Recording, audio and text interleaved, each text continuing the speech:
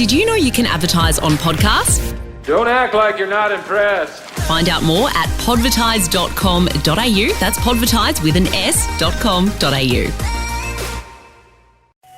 Oscast.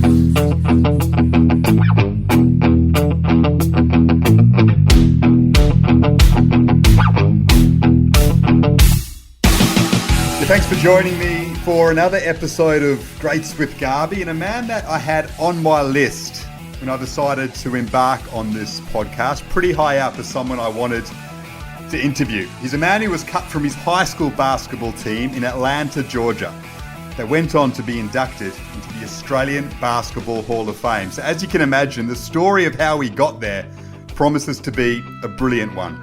He had 2 stints in the NBA before the NBL came calling.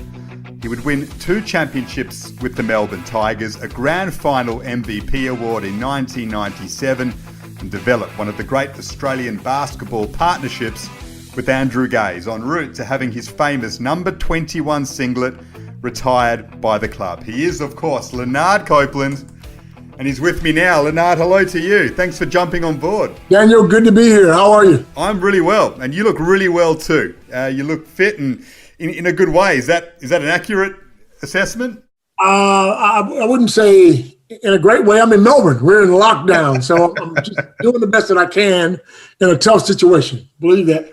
You know, despite the fact that you're in lockdown there, I must say it's always great when an import that comes across to Australia to play some basketball ends up calling Australia home. I mean, you moved here in 1992 and you're still here. I mean, do you ever reflect on that and can you believe that?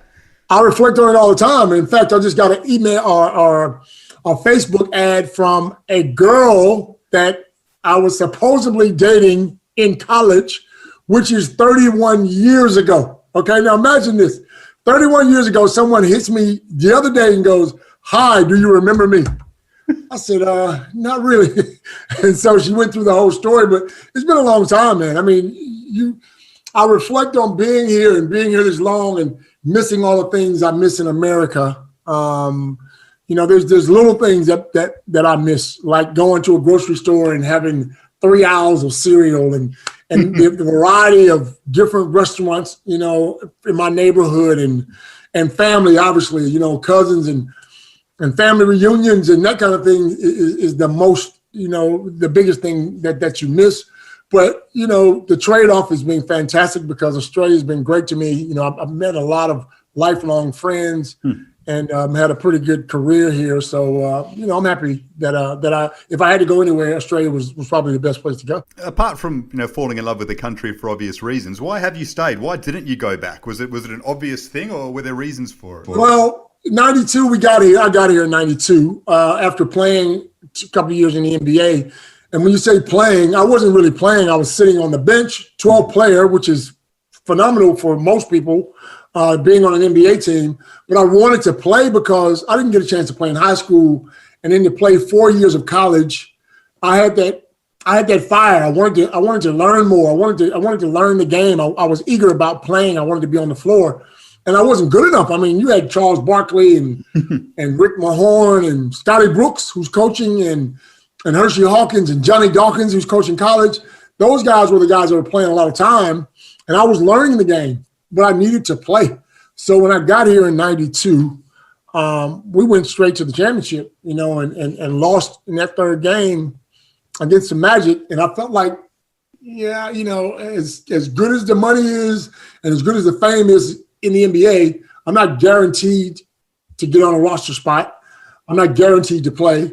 But if I stay here, I am guaranteed to be playing. And so I decided to hang around for a little while. Hang around forever, I guess. And we're happy to have you here. And you've been doing some coaching as well since you retired. We're going to go through your whole playing career, of course. But you've done a fair bit of coaching. You were with Andrew Gaze at the Sydney Kings. Is that what you're still involved in more than anything else at the moment, coaching the game you love? Well, yeah, I am. But I'm coaching kids. The game has changed so much.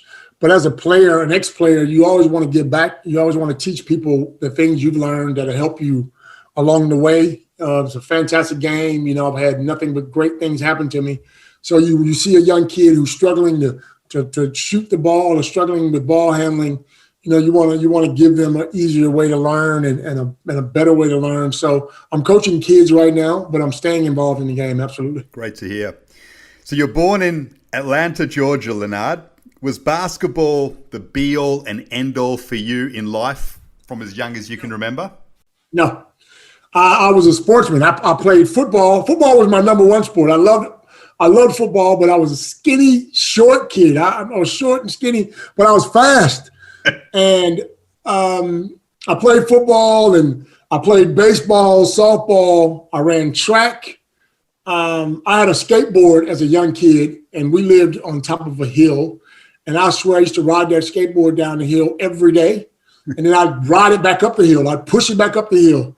And I think overall that helped me with my athletic ability, to help me jump the way I jumped. But, and basketball was a sport I wanted to play as well, but I wasn't really a tall guy. I only grew the summer of my senior year in high school is when I shot up about 6 inches, and I started really loving the game then. So you missed out on your high school team. I mean, I guess it kind of makes sense now that you only shot up in your senior year, but it's almost a Michael Jordan type story. He missed out on his high school team. Okay, you didn't become MJ, but you had a damn good basketball career at the top level, and yet you weren't good enough for your high school team. Can you remember what that was like? Yeah, I wasn't good enough. The bottom line. And I used to go back in the summer and I'd see the coach, and my brother would always go, "This guy made the NBA and you wouldn't sign him." And I'd always say to my brother, I wasn't good enough for that team. That team, like my high school team, was very good. They made the playoffs both years I tried out. I think one year they went very far. They had some talented players. No one in high school knew I loved the game. I mean, I tried out for the team, but it wasn't like everyone goes, "Lanard's a basketball player." I was just a normal kid, that loved sport. I ended up playing football because in my household, I had 2 other brothers and 3 sisters, and we all went to the same high school. My mom and dad went to the same high school. And in our house, we had a big mantelpiece, and there were trophies everywhere. Like my brothers played football and basketball, and my other brother was a great football player. And my sister ran track, and one sister was a cheerleader. So there were medals and, ribbons everywhere. And my brother used to tease me and say, "When are you going to put something on the mantelpiece?" Whenever we had Thanksgiving dinner or whatever. So I played football, ended up playing football my senior year, and I ran track my senior year. And I was lettered in that. But basketball, once I sort of started growing and getting the question, "Do you play basketball? Do you play basketball?" I just started learning the game a little bit more and playing after school every day. And it just became one of those things where me and a couple of friends was doing it. We'd leave school, after school, walk by the park, put our books down, play 3 or 4 hours, and then I'd go home, and it just became something I loved. So even though you weren't good enough at the time of the team being selected, do you ever reflect with some of the guys you went to high school with and say to them, "I wasn't good enough for the high school basketball team, but here I am having a 20-odd year career in professional leagues"? Does that conversation ever come up? They bring it up more than I do. They bring it up more than how, like the guys that I was running with never knew I was a basketball player, and I sort of didn't know myself. But then to go, I got a job after high school with about 7 guys. We started working at the Atlanta Journal-Constitution as paper rollers, like the big rolls of paper that the newspaper comes out in. We used to roll the paper, and I remember we all worked together and we all had the blue uniforms because I never knew. I just wasn't sure what I wanted to do after high school, and we were sort of all in the same boat there. My mom wanted me to go to college. I said maybe I'd take a year off. I don't know. And I remember wearing this blue suit, and it had my name, and it had Lanard Journal-Constitution. Now, we would come in at 8 o'clock in the morning, and we worked from 9 to 5, okay? But there was a group before us who were all older gentlemen, and they were doing the night shift. So when they came in at 7:30 in the locker room to change, I remember sitting there getting changed, and there was this old gray guy with the same uniform on. He had his name, and he had the Lanard Journal-Constitution, and he had been there for 30, 40 years. And I said, and it was almost like somebody tapped me and said, "Do you want to be doing this for the next 40 years?" Yeah, well. And I said, "No." And this is the God's honest truth. That day, the day that guy sat next to me, I walked into my boss's office. His name was Fan. I walked into Fan's office and said, Fan, I don't think I want to do this anymore. I think I want to go to school. I quit that day. I didn't even go to my shift. I quit that day and didn't even tell my friends. I just said enough is enough. I still had no idea what I was going to do, but I went home, talked to my mom and my sister, and they said, why don't you just go back to school? So I went to Georgia State University, which was in Atlanta. Unbelievable. What a story. And you make the basketball team and play there for 4 years. So how did it go from just saying, all right, I'm going to school, to making the team and being a crunch player on the roster of a big basketball team in the college system? Well, I was walking through campus, and obviously I knew the campus was there, and I was walking through the campus, and I went through the gym, and there was one of the coaches. We had a third floor gym, nice new facility, and then the fourth floor was a track that went around the gym, and one of the new coaches, who was a scout for the Atlanta Hawks, and he was also a big name coach for one of the high schools there. He said to me, he yelled out, he goes, we're having tryouts in about 3 weeks or 2 weeks or something. And they had a big poster on the door when tryouts was. And I said to myself, what do I have to lose? I mean, by that time, it was a year and a half where I loved playing the game. I started to grow a little bit. Got nothing to lose. It was Division I school, though, which scared me. And you don't walk onto a Division I school.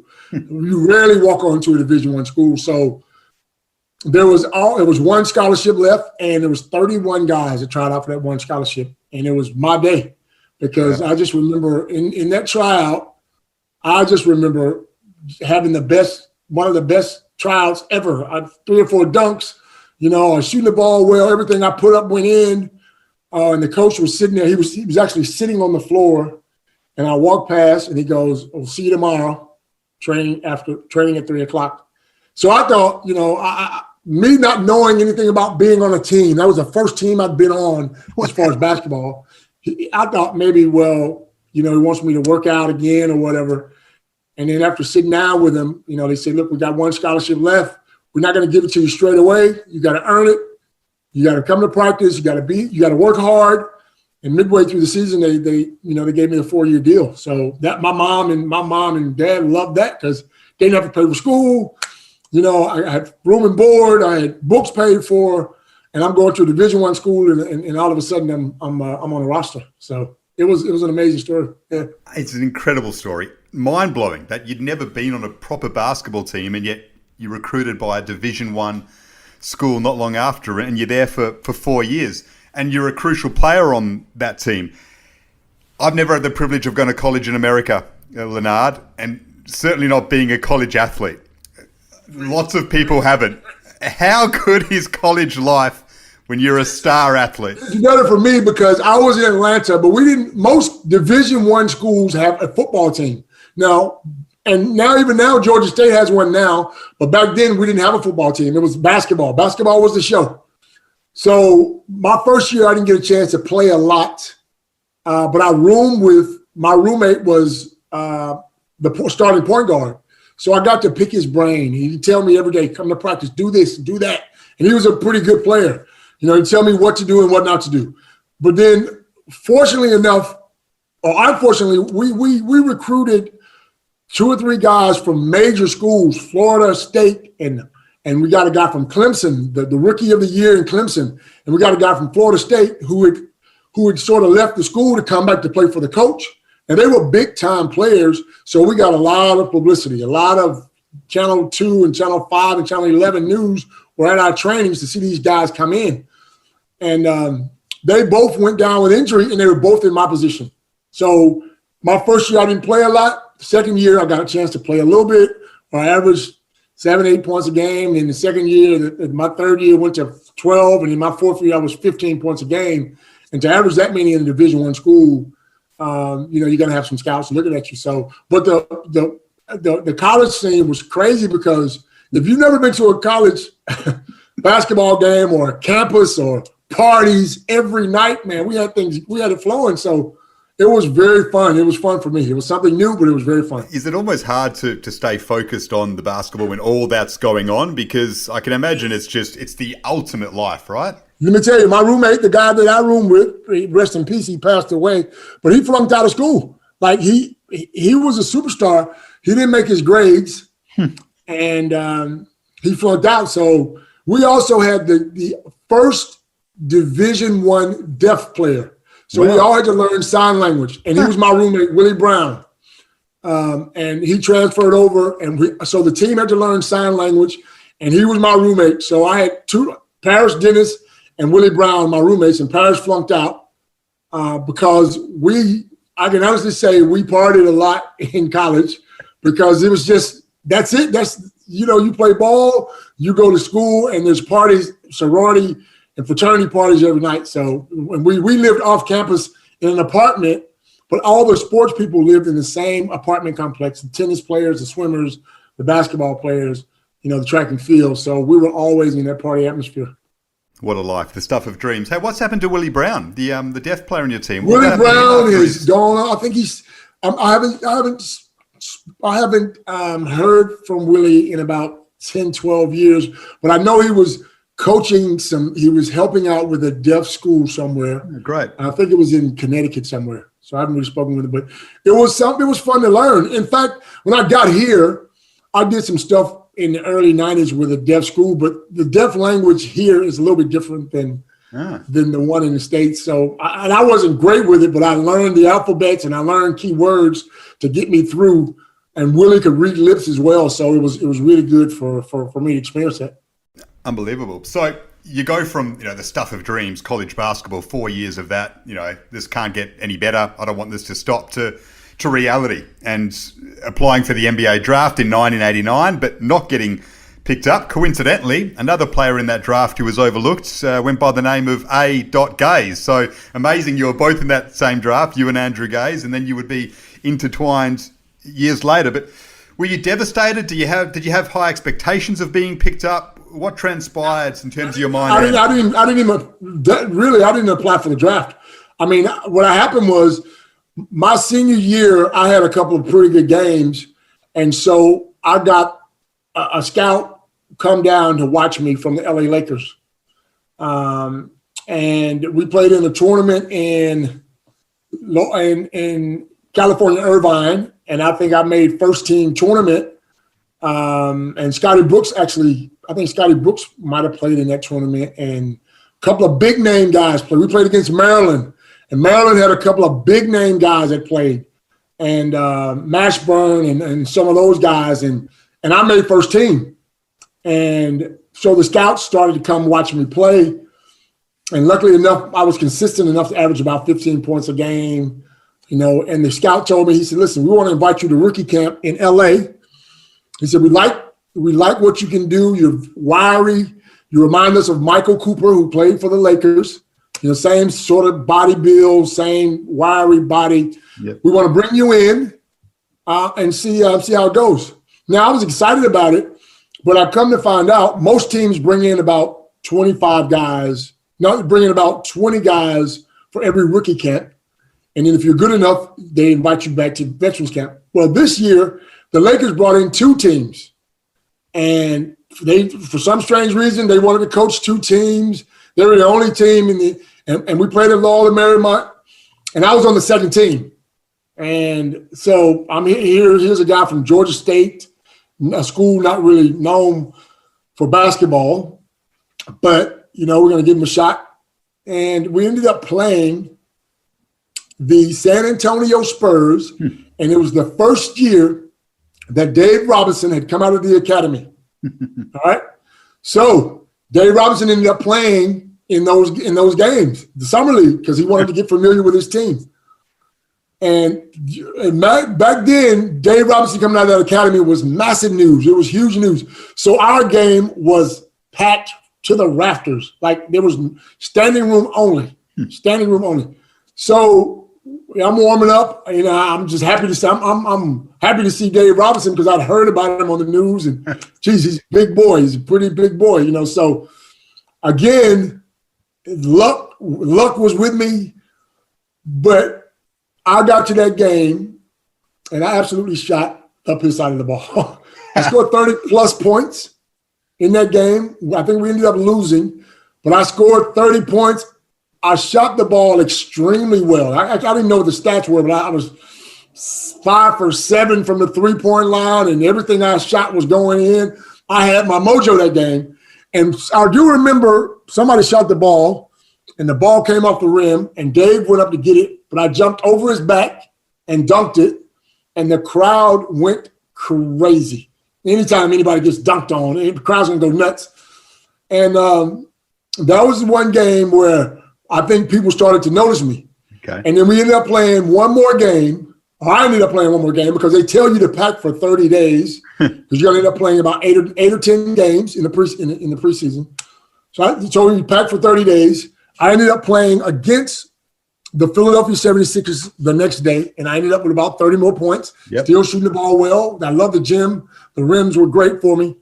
And I was in the shower, and the owner and the coach knocked on the door, and one of the guys said, "Copeland, someone wants to talk to you." So I wrapped myself in a towel, went to the door, not knowing who anybody was. I had no idea. Harold Katz was the owner of the Philadelphia 76ers, and Jimmy Lanard was the head coach, and they were both standing at the door. And they said, "When you dry off, come outside." And I came outside, and they said, "Listen, we want to invite you to our veterans camp." Now, I had no idea about veterans camp and rookie camp and how that worked. And I said, "Okay, well, let me talk to my coach." I said, "Let me talk to my coach." And they said, "It's probably not a great idea." I said, "I want to call my college coach because he knows more about it." And I got on the phone and I called Bob Reinhardt, who's my college coach. And I said, "Coach, listen, I got a dilemma." I said, "I'm playing with the Lakers, but Philadelphia want me to come to veterans camp." He goes, "What? Wait a minute. What do you mean?" I said, "I played quite well, and Philadelphia invited me," and I told him a story. And then he said, "Well, listen, I got to get you an agent. You can't do anything by yourself. You can't sign any contract by yourself." So he knew someone in L.A. Agent came to meet me that next night. The agent negotiated, talked to L.A., and they talked to Philly. Philly offered me a partial contract to come to veterans camp. So Magic, Kareem, Michael Cooper, they had Byron Scott, they had all these big names. So I'm excited about that. And then Philadelphia goes, "Well, we'll just give you the whole guaranteed contract to come to Philly." Yeah, wow. And I jumped on it straight away, and I was in Philly before you knew it. And I ended up playing 2 games. The owner came to my hotel room. He reached in his pocket and gave me about $800. He goes, "Go buy you a steak dinner." He goes, I'll see you in about 20 days or 30 days at veterans camp." And I jumped on a plane the next day and I flew home.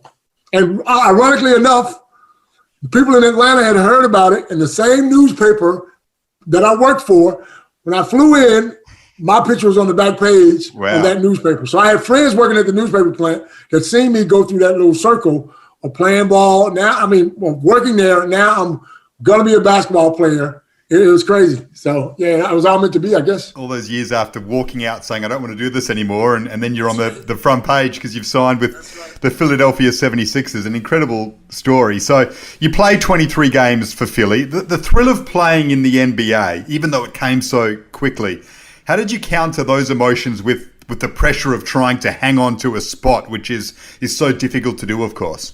I wasn't mature enough. You got to understand, I didn't grow up with the game. I didn't play high school basketball. I played 4 years, and bam, I'm on an NBA roster. So I didn't realize I had to work extra hard. I didn't realize when the veteran guys walked off the floor, I had to stay on the floor and get my shots up. I wasn't, my brain wasn't there yet. But then after Scotty Brooks, I gotta admit, Scotty Brooks was one of the hardest workers I've ever met.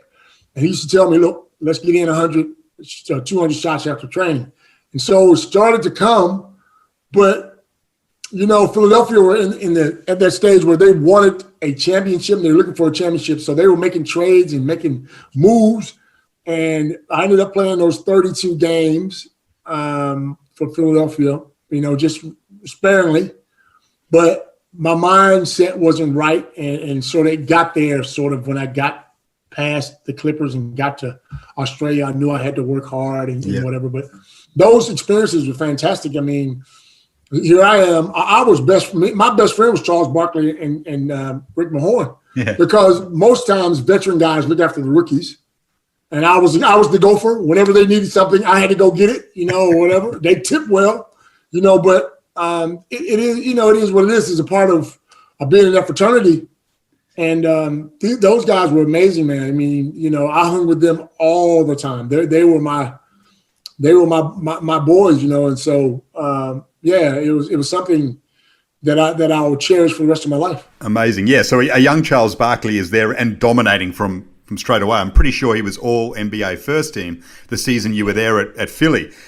We know what he's like as a character. I mean, we see him now as an analyst. He's hilarious. He was larger than life as a player. And from an Australian point of view, we all remember that run-in with Shane Heal, which will last until the end of days in terms of Australian sport as a story to remember. So what was he like back then, Charles Barkley, obviously in addition to him being a fantastic player? He was loud and brag. He was arrogant.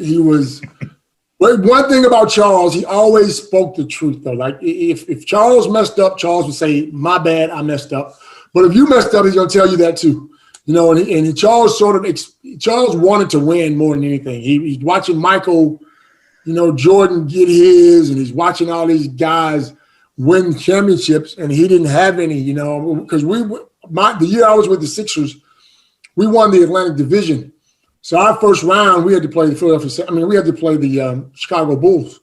And that's the first year Michael won his championship. Now, Charles was disappointed that we got knocked out in that first round, but Charles was one of those guys, man. He'd give you the shirt off his back. He was a great friend, but he always spoke his mind.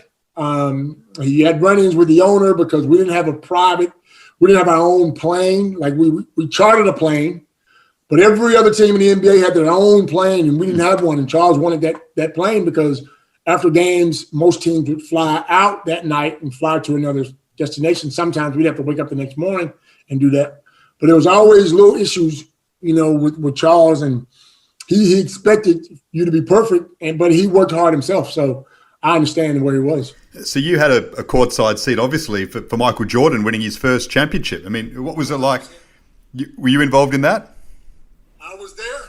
I was certainly there. What was it like watching MJ close up, as the legend is starting to grow? Well, people ask me why I picked Jordan over LeBron as the GOAT, because I got a chance to see Jordan do his thing. And it was, again, like watching a ghost, man. There was times when Jordan would make a move and dunk on us, and I'd be on the bench going, that kind of thing, grabbing my face or excited because I'm a basketball player now, knowing you can't do that because I'm the opposition. But he was just so much better than everybody else. We had Hershey Hawkins guard him. We had Charles Barkley guard him. We had Ron Anderson guard him. We threw the kitchen sink at him, and he was unstoppable. And the one thing that Jordan leaves me with is he made the game look so very easy because he enjoyed what he was doing, and he didn't look like he was ever rushed. I don't care if you threw 2 or 3 people at him, he'd swing the ball and go here and get it. He'd swing it and go there and get it, and he always had enough time to get his shot off. So, he was one of those guys that I will always cherish being on the opposition bench watching Jordan do his thing because he was the best I've ever seen. Unbelievable. So, you've explained pretty well why it didn't quite work for you at Philly. You were a late bloomer, so to speak, but you got another chance with the LA Clippers that lasted 3 months. Had you matured by then? Did you know what you needed to do by then? And why didn't it work out there? Was it just... Yeah, unlucky. I can tell you what happened. I mean, I thought I was going to be in the rotation in LA because I went to LA. There's something about LA. I got to training camp with the Clippers because I went to Atlanta to a training camp, and they released me. They had Doc Rivers and John Battle and Spud Webb and all these guys, so they were set. But I was from Atlanta, so I said I might as well just try out with them. Didn't work out, so I went to LA, got a run, and absolutely played extremely well. Ron Harper was the 2-man there. Gary Grant was a point guard, and they had Lloyd Vault. They had Danny Manning. Yep. And James Edwards from the Detroit Pistons. He was our starting 5. So I remember Ken Norman, who was the starting 3-man there, and he said to me, if you pass the ball one time, you might make this team, which meant every time I touched the ball, I got it up. And fortunately enough, when I got it up, it went in. Now, admittedly, Ron Harper was coming off knee surgery, so he was just coming back. And Ron Harper will tell you himself, I had a very good camp against Ron Harper. Now, I took advantage of him being a bit slower, a step slower, but I was just trying to make a team.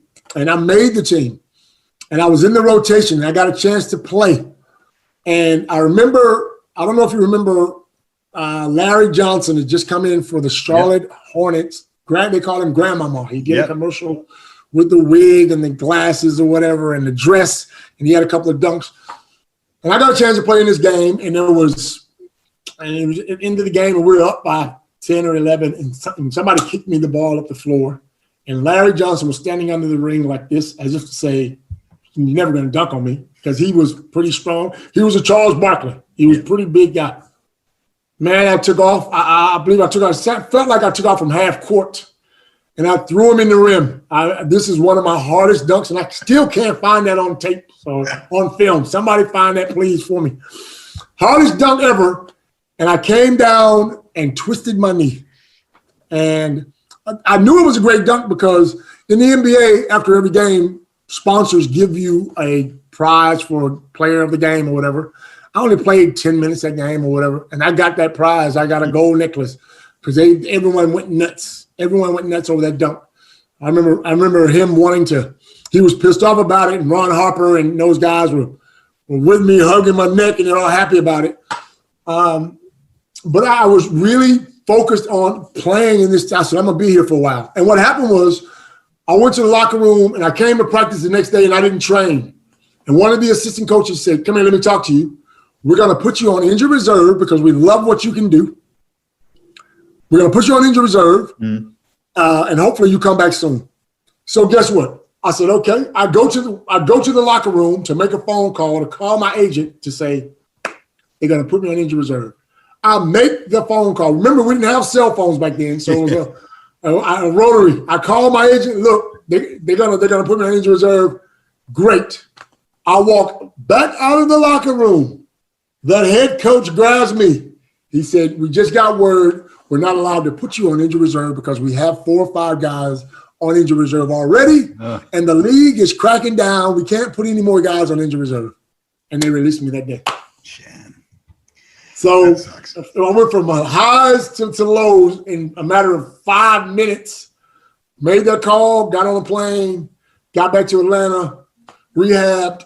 I think I ended up playing a year in the CBA or something and went to the Philippines and then got over there and just didn't look back, just shot everything I touched to get myself back in shape or whatever. So that's where we were. And then the call comes. So the call comes to go to Australia and the Melbourne Tigers. How did that all transpire, and what were you thinking at the time about the invitation and the chance to embark on a career of basketball down under? Well, without sounding arrogant, I had no idea where Australia was. You understand, there was no social media back then, okay? There was no Instagram or Facebook. I couldn't see photos of Australia, all right? And when I got to the Philippines, Dwayne McClain was there. Of course. And Dwayne had just... What a baller.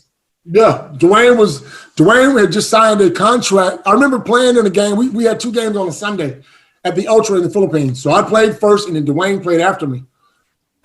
He was on another team. And that one game, I had 66 points, and Dwayne was sitting there. And I came off the floor, like, I was pointing at him like, yeah, you see that? Did you see what just happened? And Dwayne gave me a high five, and I went in and took a shower. And I came back out to watch his game because I met Dwayne a week before that or something. And all the Americans hung together in the Philippines. We all stayed in the same big building, but we were on different teams. We all had drivers and cooks or whatever. And I came back out to watch Dwayne, and Dwayne ended up having 72 points his game. And he came off and gave me a wink. He said, did you see that? I said, yeah, so I like this guy. So I said, and I was thinking to myself, he's going to make me better because if he's going to get 72, I got to get 75 the next game. Forget that. That's how I was thinking. So, nothing to do in the Philippines but work on your game, man. It was hot. And I got in great shape and I was the only import on the team, so they want you to shoot the ball every time. So I worked on my shot and got myself solid. And my agent said, listen, there's a couple of jobs, one in Greece, one in Australia. No, I think there's one in France somewhere. Like, I really don't want to go anywhere where they don't speak English. I want to go somewhere where they speak English. And Dwayne said, listen, Australia's nice. I've been there. You know, I traveled with Kareem, went over to some practice. We had a couple of practice games over in Australia. I love it there. It's a nice place. You'll love it. And I told my agent, look, Australia, it could be Australia. Let's see what happens. And then, you know, I flew to Australia after flying for 200 hours, not knowing where the hell I was going. There was no direct flights, bro. So I jumped on and off and on and off and on and off. When I finally got here, I was jet lagged, drunk. And, you know, the rest is history. I've been here for 31 years. So, yeah. Incredible. I love that story from the Philippines with Dwayne McClain, because every Sydney Kings fan and NBL fan will remember Dwayne McClain and Leon Trimmingham. That was the combination for about a season or so. And they were just beyond electric. And that got the whole ball rolling in regards to imports. Dwayne was a great player. Dwayne made me the player I am, because when he scored, if you go back right now in history and look at every game the Sydney Kings played the Melbourne Tigers, if it's 10 games, I can promise you 8 of them, Dwayne would have scored 40, I would have scored 40. Or it would have been close. Because every time he scored, I had to score, man. It was like that. If I got 38, Dwayne had 36. So we always pushed each other, but we were best friends, man. We were best friends. So, yeah. Brilliant. So what are your impressions then of Australian basketball when you eventually arrive in the NBL and this team that you've joined where the father is the coach of the star player? Well, I had the same situation in college. The head coach had a son who played point guard as well, so sort of knew. But I wasn't thinking like that. When I got here, Andrew was in Greece, I think, or he was overseas. So I landed and got to training the first day. And what happened was I landed early, about 9 o'clock, 8:30, 9 o'clock. Came in, they picked me up. I went to a hotel. Met the general manager, had something to eat, and went upstairs to lay down because, again, I told you I came from L.A., Atlanta, Texas, L.A., Hawaii, New Zealand, Brisbane, Sydney, Melbourne, something like that. Crazy. I just know it took me forever, and I thought I must be going to the moon here. Where am I going? I finally got there. I laid down because I was so tired, man. And I remember it was almost, you know how you felt that jet lag feel. Oh, yeah. It was almost as if I just laid my head down and I hear somebody knocking at the door. And it was Ward Giddy. And he said, mate, I'm here to pick you up. We have training. And I said, give me a minute. What? Eyes red. I'm stuttering. You know, I can't. It's almost like I'm walking on air. I can't feel my legs. And we get to Albert Park. I don't know if you've ever been to Albert Park, the old Albert Park. Jesus. Possum shit everywhere and orange chairs, and the rings are 9 feet, and the floor, the backboards are plastic. And I'm thinking, I've left the LA Clippers for this shit. Oh, no, I'm in trouble. I'm in trouble. And I got there, and we had training and trying to learn first and thirds. I don't care who you are, bro. Let me tell you something. First and thirds was our offense. Lindsay had it down packed. But for a jet lag guy trying to learn that on the first day, blew my mind. He just let us play. And Dean Vickerman, who's the head coach now of Melbourne United, was playing point guard for the other team. And I was guarding him, and Dean tore me a new one. Dean gave me 30 points that game. And they thought this guy's defense is just terrible. And in fact, Lindsay said they were looking for a bigger guy. They wanted a 3-4. I was more of a 1-2, big guard, but they wanted a 3-man or 4-man. And he goes, and in fact, Al Westover says all the time, we were thinking about cutting you, bro. Wow. I said, dude, well, it is what it is. You know, I've been cut before, but luckily everything worked out, you know, and after I got my legs under me, there was a tournament, Kmart Classic. And by that time, Andrew had come back. Yep. And we sort of bonded a little bit in practice. You know, he knew I could jump, and he would toss the ball up. And I knew he could shoot, and I thought I was a pretty good shooter as well. So I figured we'd be pretty good. Dave Simmons, Ben Simmons' father was there, and we had some Robert Sibley. We had some pretty good talent, So we put all that together, and we did quite well. The relationship with Andrew was an incredible one. I mean, it was just a special bit of on-court chemistry. The alley-oop aspect to it. So obviously you realise you've got this thing going. Did you say to yourself, as this is becoming a phenomenon of the league, we need to do it more because of the hype, or purely because it was just such a good offensive threat? Did you just think, let's get into Showtime mode here because everyone's loving this. Let's try to do it as much as we can? Well, it was our first year at Rod Laver, so we had 15,000. Whenever we played against Melbourne Magic or North Melbourne or Geelong, we always fill that place up. But I'm learning now. I'm just learning that was Dave Simmons' play. Apparently, I heard Warren Giddy do a podcast about 2 weeks ago, and he goes, Lanard Copeland came in and stole Dave's alley-oop. Man, all I did was jump one day, and Andrew threw the ball up. I have no claims on anything. It's not my play. It's not Dave Simmons' play, but because teams couldn't stop it, because if I'm on a wing, if I came over the top, it was a pass for a jump shot. Now I was good enough to knock that shot down, so players had to go over the top of that screen, because if they went under the screen, I'm knocking the shot down. So whenever a player went over the top, I would go back door, and there's nobody back door, and Andrew was good enough to throw it. And back then, I was good enough to go get it. So it just worked for us. I mean, we had two weapons in one. Either I'm going to make the shot, or I'm going to catch the alley-oop. And fortunate enough, I was good enough again to make that shot because they wouldn't have went over the top. You know what I mean? So yeah, it worked for us, and we just decided. And whenever it happened, it would give our fans a roar, and they went nuts. The opposition hated it. We do it as much as we could. And we had way more success than no success. So I think it was good for both of us. Well, I can attest to that, because in 1993, I was 10 years old. And I was there in Perth, man, as a young fan, passionate as ever about the Wildcats, and confident as you are as a 10-year-old kid. Your team's won a championship. You just think you're going to win. It's game 3 in Perth, and at 10 years old, you're naive. You just think you're going to win. You don't think about heartbreak. And look, my heart was broken as a fan there as Andrew Vlahov shot on the buzzer, goes in and out, and the Tigers win their first ever championship. I mean, the emotion of that, Lanard, and Andrew cutting the net and the embrace with his father, all of those things entailed. I mean, how special is it now to reflect on?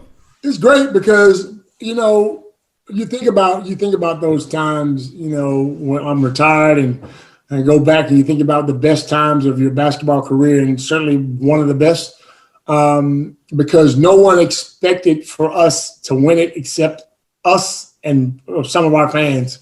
Because you got to understand, the Melbourne Tigers had never won in Perth. That's a long trip. And I do remember saying that in practice, our last training session in Melbourne. I said, fellas, this is a long trip to be going way over there to lose. I remember saying it like it was yesterday. And I remember Scotty Fisher. I remember going over that first game. Like, we blew them out here. We had a great. We got into them here because we had 15,000 of our own fans. And usually, when you play at Rod Laver and get 15,000, half are Magic fans, half are Melbourne Tiger fans, or half are the Giants and Melbourne Tigers. But this time, we had 15,000 of our own fans. And we had a very good game. And I remember saying, how can we beat these guys by this many points here and not go over there and be competitive, And I guess it must have resonated because guys started listening. And we got there at second game. And they didn't kill it. They beat us by 7 points or 6 points, I think. So we were always in the game. And I do remember back then being in the room that morning of the game, waking up early, like 5 o'clock because the timing was bad for me. Getting up early, and I remember wearing a Melbourne Tigers tracksuit, and I went downstairs for a long walk by myself. I grabbed the newspaper. Newspaper had Wildcats from front to back. Everything was about the Wildcats, and everyone was talking about this, and everybody was talking about that. And I just said to myself, I just lost the championship the year before, I got to do something. I mean, I wasn't thinking I'm going to go out there and score a lot of points, but we got to make sure we do something because this is a long trip. I kept thinking about the long trip back. and I remember right before we were called out, you could see the Wildcats locker room, and I seen some of at that stadium, I seen some of the waiters taking champagne to the door of their locker room with ice. Wow. And I remember looking in the roof, and there were balloons everywhere. They had a big net, and there were balloons everywhere. I remember that. I was there. And I remember Scotty Fisher, he always used to slide on the floor after a win. He'd always slide on the floor and do his little thing. And they had him doing that on the news the night before, and he was all excited about it, and we're going to win. And I said, nah, I can't go with 2 losses, bro, in 2 years in a row. I can't do it. So, that game was one of those games where it was back and forth. And I remember Lindsey pulling me to the side and said, look, I need you to go at Ricky, man. Go at him. Me and Ricky had history in college. Okay. He said, listen, go at Ricky, man. Go at him. Ricky got his 4th foul, and I said, yep, Ricky, you're in trouble, bro. You're in trouble. I got to do it. And then, fortunate enough, everything I put up in that third quarter fell. And I remember whatever didn't go in, Mark Brackey grabbed the rebound and kicked it back out. He was a beast on the boards. He was a beast. And Dave Simmons and those guys were, they weren't hearing it, man. And, they were the enforcers. Like Vlahoff was an enforcer. James Crawford was a big-time dunker. And Scotty Fisher was big and strong. And whenever you came through the middle, somebody was going to pop you. Well, Dave was doing that with Ricky. And I said, somebody got to put the wood on him because he's good. I mean, Ricky was very good. It's hard to guard. I'm 6'6", and Rick's 5'11". It's hard to guard the little quick guy with his left-handed. Somebody's got to put him on his ass. And fortunate enough, Robert Sibley and Giddy and those guys, they put him down a couple of times, and he got into foul trouble, and I went at it. So, yeah. And the rest is history. Amazing. So, I mean, Ricky Grace was, as a Perth fan, I mean, he was the ultimate, right? We loved him. We had so many stars, but he was just the creme de la creme. And there were so many other big-name imports and guards at that time. Darryl McDonald, Derek Rucker, Shane Heal from an Aussie point of view, Robert Rose. Tell us about the relationship you had with Ricky, considering you battled at college, as you said before, and who did you enjoy dueling with the most during those times?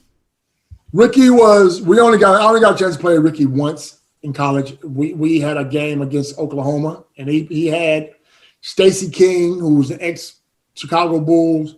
He had Horace Grant, who also NBA. He had Mookie Blaylock, who was also NBA, and Ricky, and they beat the living crap out of us. Like we went, it was cold. I remember snowing. We played Oklahoma and Nebraska, and I remember just being snow everywhere. We got there and we couldn't get the ball off the floor because Ricky and Mookie Blaylock were the 2 best guards in college basketball. And whenever we tried to get the ball across the floor, they were pressing and stealing the ball. And the score ended up being 60-100. They beat us by 40 points. And I remember my coach telling one of our young players to go tell their coach to call the dogs off. Now, that is the most humiliating thing in the world as a basketball player if you're competitive. And I was competitive as most. I didn't know Ricky, but I remember Ricky just rubbing it in, and he did what he was supposed to do. They beat the living crap out of us. But I said to myself, something about that guy, I don't like him because he's being a little bit too arrogant about it. I'm going to see him again. And lo and behold, I think it was my first game in Australia, or second game in Australia, on the road. We ended up playing Perth, and I said, that's that guy. And we got into a little scuffle. I think I ended up swinging at him and scraping him on the face or in the nose. Wow. And Andrew grabbed me and goes, oh, hey, you can't do that. You can't do that. They'll suspend you over here. And so we always went at it. And most Americans, after a game, I'd hang out with Mark Davis, or I'd hang out with Derek Rucker, or I'd hang out with, Dwayne. Me and Dwayne hung out after every game. Never, ever, ever did I hang out with Ricky, ever. But now, me and Ricky I speak to Ricky once a month. Me and Ricky I go to Perth, first person I call is Ricky. Ricky will come by and pick me up. I stayed at Ricky's house. So right now, me and Ricky are very good friends. I got the utmost respect. We're in Sydney, me and Andrew in Sydney doing We were coaching, and Ricky had some kind of ceremony in Sydney, and he called and he invited me and Andrew to come. And so that's the relationship we have now. But when we played, I couldn't stand the ground. He walked on, and he couldn't stand the ground. I walked on. But it made both of us better, though. What a great story. What a great rivalry. I mean, speaking of great players, though, I mean, there was no one better than Andrew Gaze in Australian basketball during that decade of the 90s. I mean, you speak about going to watch those games. I would sit behind one of the backboards, and like any 10-year-old kid would do, I mean, we would just boo with every single sinew in our body to try and put off the shooter. With Andrew Gaze, we didn't even bother, right, when he's shooting free throws, because it always goes in. Even as a 10-year-old kid, I'm like, just save your energy for him. I mean, I've spoken to Shane Heal about how good he was on an earlier episode, and listen to that because it's really interesting, but I'm really keen for your perspective as his teammate for so long. What made him so good, and how big of a shame is it that he didn't get enough of a crack at the NBA when he was at his absolute peak? He got it later, of course. His work ethic was above any I've ever seen, and the reason for that is because, again, his father, they lived in the house was in between the basketball stadium and the tennis court or whatever. So his background was his backyard was a basketball court, and he had 9 courts. Every day after school, he'd come home. His dad had the key, so whenever that stadium closed, Andrew could always go in there and get up shots and shoot basketball and play. So from a young age, from 5 years old, he had a ball in his hand. The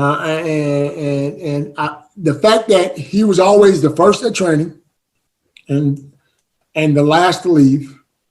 I know that's a cliche when you talk about great players. He's the first guy there. Andrew was literally the first guy in the gym and always the last guy to leave. And I think his dad, and the best thing about Lindsay was Lindsay always gave us freedom. But imagine being the son. So he's definitely going to give him freedom. Andrew learned along the way that he could be good if he just worked hard. And he spent all of his time, his extra time in basketball. After training, we'd get up 500 shots. The most competitive guy I've ever seen outside of me. So he definitely made me better, because if Andrew scored 30 points, I needed 31 because I thought I was good. But, I was smart enough to realize Andrew's the Michael Jordan of Australia. He's the GOAT here. Yeah. I can't come in and take his spot. What I can do is stand beside him and help him to win a championship or two. And sort of once we learned that, once he realized I wasn't a threat, because I talk more trash than anybody you ever see. I thought I was good. I can make this shot from here. I can do this. I can do that. And he was the same. He's a nice guy and people don't know him. But Andrew's still very arrogant when it comes to basketball. And so he should be arrogant about his ability. Yeah. Let me just say that. He didn't brag about it, but you know how good he was. And again, he pushed me. When you asked me that question before, how did I get better? He pushed me, because watching him whenever training was over, he'd go to the next court and get up his shots. When everybody else is packing up stuff, going to the locker room to shower and leave, Andrew's getting in 500. And so I just said, look, man, I got to start working out. I got to start getting these shots up with him because he's so good. It just looks natural to him.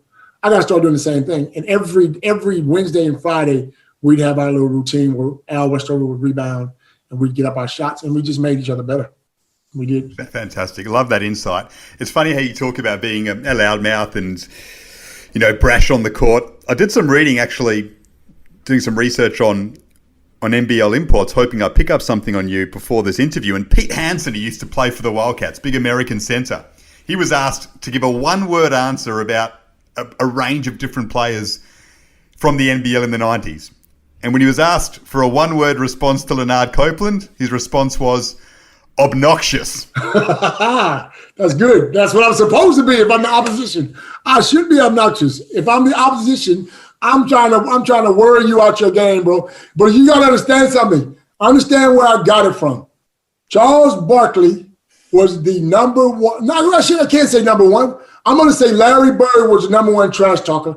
Charles Barkley was number 2 in the NBA when I was coming in. So if I'm with Charles every day and I'm hearing Charles do his thing and it's working for him, then I'm learning. Again, I didn't have the experience that everyone else had.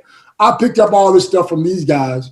And look, I can admit now that I talked a lot of trash, but I had to be good enough to back it up. And so I was smart enough to realize I got to get in here in this gym and do the extra work. I can't tell a guy I'm going to make this shot when I'm not making it. I look like an idiot. So I got to get in here and do this extra work. And in a way, it made me more confident in my game and more confident in our team. You certainly did back it up. None more so than the 1997 NBL season when you win a second championship and you have that incredible final series to the point where you're named Grand Final MVP. It's a Melbourne Derby Grand Final series with the Magic. I mean, just incredible hype around Victoria. Mark Bradkey goes to another level. Gaze is Gaze, of course. Was that as dominant as you ever were on a personal level, though, Lanard? I think Marcus Timmons probably deserved it just as much as I did. Marcus Timmons was an all-arounder. When they say he rebounded the ball, he played defense, he shot well, he did whatever he had to do to help us get that win. Now, luckily enough, I was on fire and I made some jump shots down the stretch and hit some big threes, and I had a good series. But Marcus got us to that next level. I mean, but the biggest thing I remember about that series was the hype. The newspaper, Channel 10, you know, the just all the hype before the game. Like, we'd go to both teams playing at Rod Laver Arena, both our home courts, and we'd go to train there, and it'd be new Channel 10, Channel 9, Channel 7, SBS, all there. So it was like being a rock star, I swear. So those were the people talk about basketball today. Those were the best days. Oh, yeah. Of our lives back then, because basketball was huge. And you talk about other imports and other players. Players were so recognized back then. If I went to Perth, someone would know me. If Ricky Grace came to Melbourne, someone would know him. If D-Mac went to Canberra, someone would know him. Because we were all on free-to-air television and they promoted the game so well back then, it didn't matter where you were, someone would recognize you as a basketball player. So those were the great days for me. Yeah. Undoubtedly. But you do leave Melbourne not long after that. So you played there for a long period of time, but then you went to Brisbane and Adelaide. Did it hurt when you left the Tigers? Were you comfortable with the decision? How did that all manufacture itself? Andrew and Lindsay were leaving. Mark Barkley was leaving. And the Tigers had some pretty good players that sat on that bench for a long time. Now, I can say that now. Probably, me and Andrew probably played a year too long, to be honest. You know, they had Dave Thomas and they had Rashad Tucker and D-Mac and there were guys there that as you seen, as soon as we left, they won championship. So there were those, Darryl Coletto, those guys were ready to go.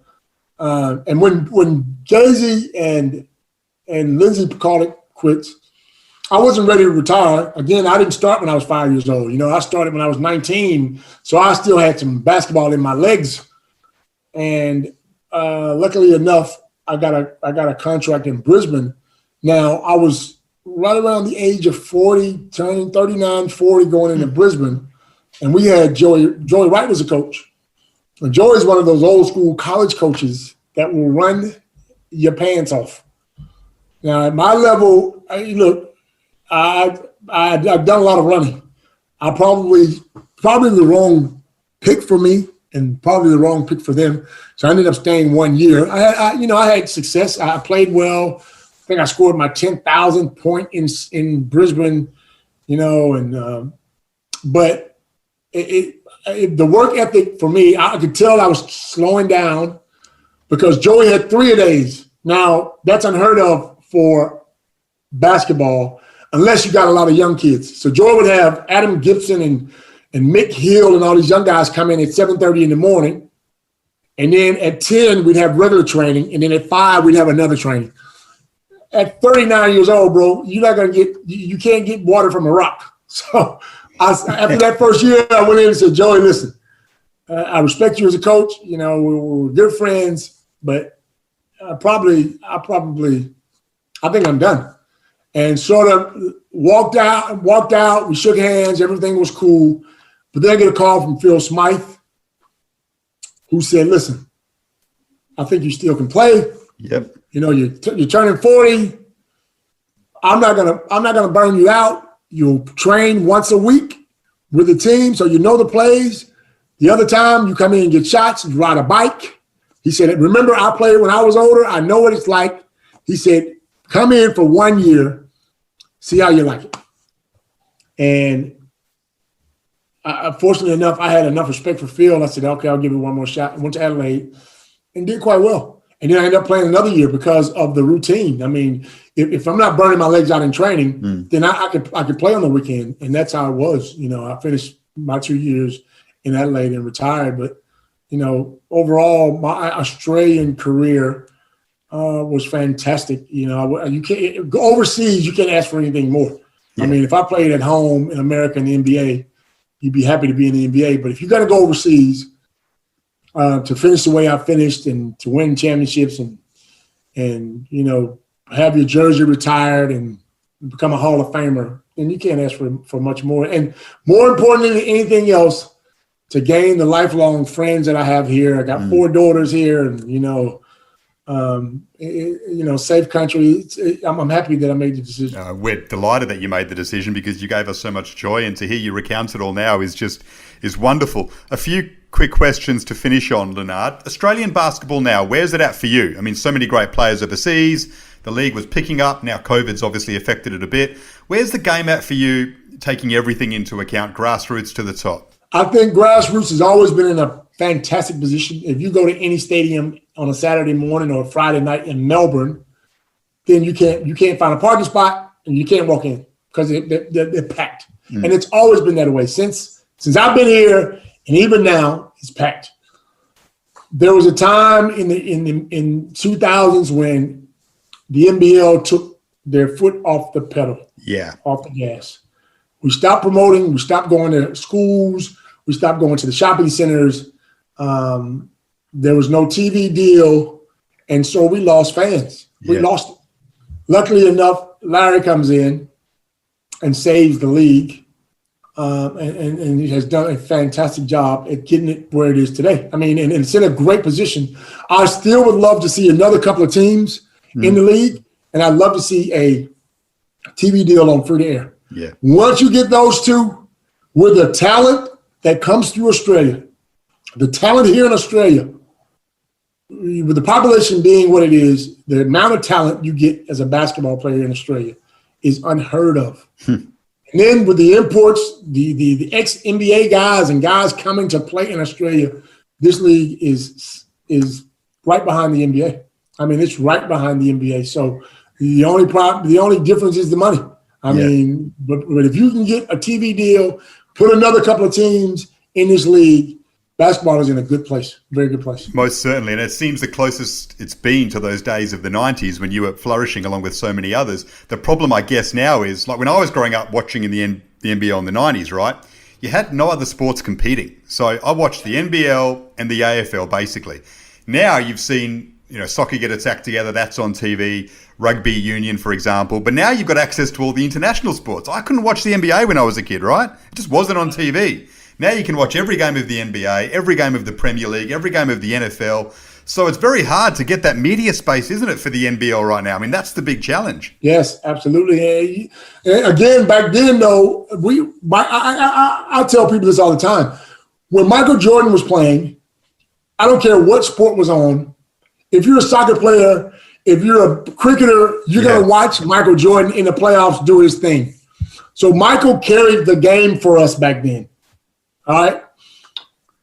Right now, the face of the NBA is LeBron, and some people love him and some people don't. Yeah. Back then when Jordan played, I think everyone loved him. I mean, you can say what you want to say. Jordan was Jordan. Okay. If you didn't love him, you knew about him. You talked about him. You know. So I think now, though, you're right. There's a lot of sports to choose from. There's a lot of things going on. Again, I say add a couple of more teams.